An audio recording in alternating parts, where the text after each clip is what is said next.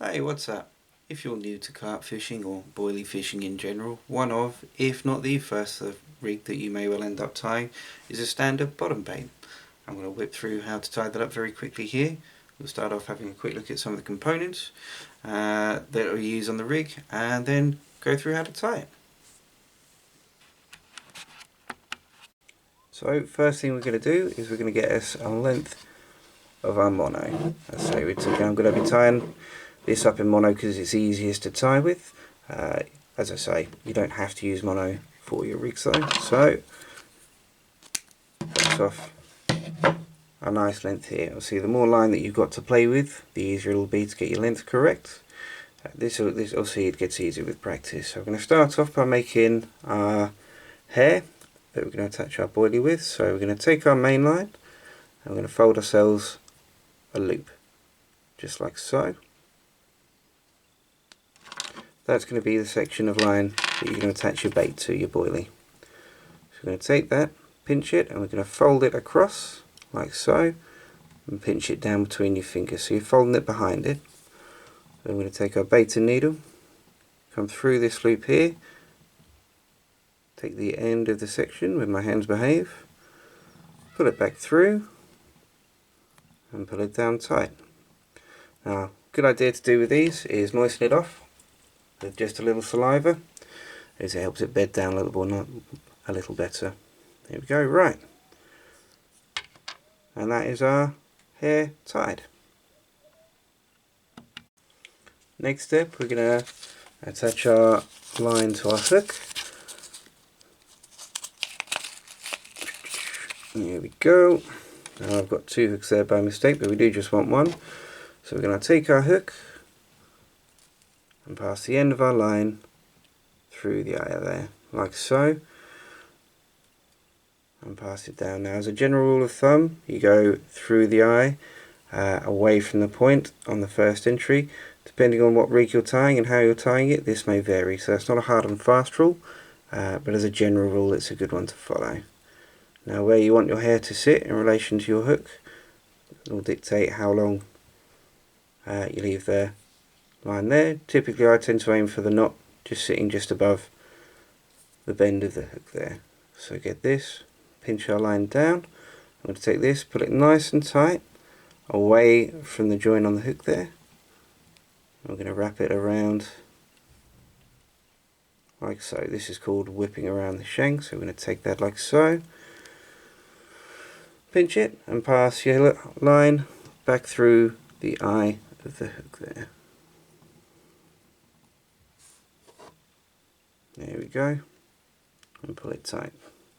Now I've actually done that backwards by mistake. I should have gone back through the other way. Very easy mistake to make. So what we'll do is we'll simply take our tag end of line out, like so, and we're going to push it back through there, so that it's exiting the hook the same way that it came in, like so. So there we have our hook, hair, and the rest of our hook length. Next, we're going to add on our anti-tangle sleeve and then tie on our swivel. Again, as I said, the anti-tangle sleeve is entirely optional. You don't have to include this, but just for purposes, I'm going to include it this time. So, as you can see, we've got a thin end and a fat end. So we're going to take, when I can get that line to pick up. There we go. So we're going to pass it wide end onto, we're going to pass the thin end because we want the wide end pointing towards the swivel. Now it's a tiny little hole, so there we go. Let's wiggle that in, slide that on, and that'll sit down there for the time being there. Once we've tied our swivel on, we can nudge that back up. Next, we'll take our swivel. Now, I tend to use Paloma knots when tying on swivels. I find that the easiest to tie myself. So we're going to take our hook length, and again we're going to fold ourselves a loop like so. The longer you make this, the easier you'll find this to tuck through. So there we go, so we've made our loop there. I'm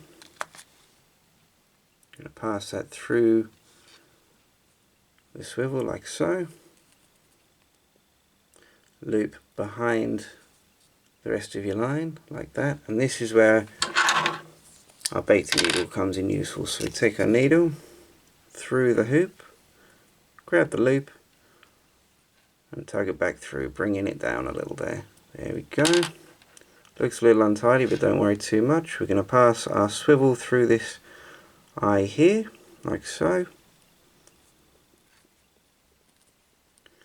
And again, this is where moistening the line ever so slightly can come in handy. Obviously, if this line's just come out of your wherever you're fishing, don't go licking it.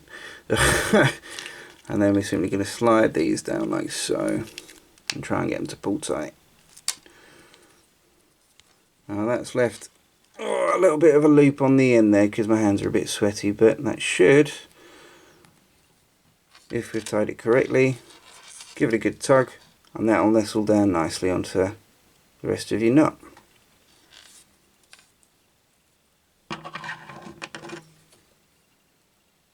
And we're going to just tag the loop, snip the loose end off, slide that one back up, and that just helps it prevent it from tangling when you're casting out there.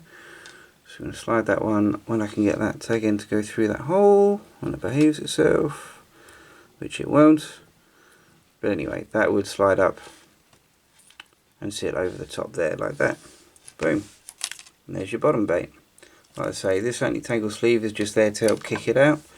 Ideally we'd have a slightly smoother piece of line there. That's just a bit kinked from where it's been sitting in my tackle box for a long time. Cool.